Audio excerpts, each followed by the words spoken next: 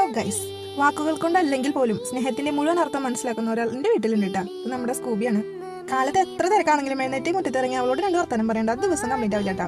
നമ്മൾ എന്തെങ്കിലും പറഞ്ഞാൽ തിരിച്ചൊരു മൂളലുണ്ടാവും, പിന്നെ ആ വാലാട്ടലുണ്ടാവും. അത് മാത്രം മതി. അത് എന്താ പറയുക, ഒരു സ്നേഹത്തിന്റെ പറയാണ്ട് പറയുന്ന ഒരു ഭാഷയാണ് കേട്ടോ. നമ്മളൊന്ന് സേഡായി കഴിഞ്ഞാണ്ടല്ലോ നമ്മളോടൊപ്പം തന്നെ മിണ്ടാണ്ട് കുത്തിരിക്കുകയും ചെയ്യും. പിന്നെ നമുക്ക് സന്തോഷമാണെന്നുണ്ടെങ്കിലോ അതിന്റെ ഇരട്ടിയായിട്ട് അവള് ചാടി മാറിയിട്ടുണ്ടാവും കേട്ടോ. സുബിനെ വെറും ഒരു ഡോഗായിട്ട് ഇവിടെ ആരും കാണുന്നില്ല, വീട്ടിലൊരു അംഗമായിട്ടാണ് കാണുന്നത്. കാരണം വീട്ടിലെല്ലാവരും അത്രയ്ക്ക് അവള് സ്റ്റഡി ചെയ്ത് വെച്ചിട്ടുണ്ട്. ഓരോരുത്തരും മൂടും അവൾക്ക് നന്നായിട്ട് അറിയാൻ പറ്റും. അതൊരു എന്താ പറയാ, അപ്പൊ അങ്ങനത്തെ ഒരാള് നമ്മൾ ഇങ്ങനെ നമ്മുടെ വീട്ടിലൊരു അംഗമായിട്ട് കാണാണ്ടിരിക്കാൻ പറ്റും.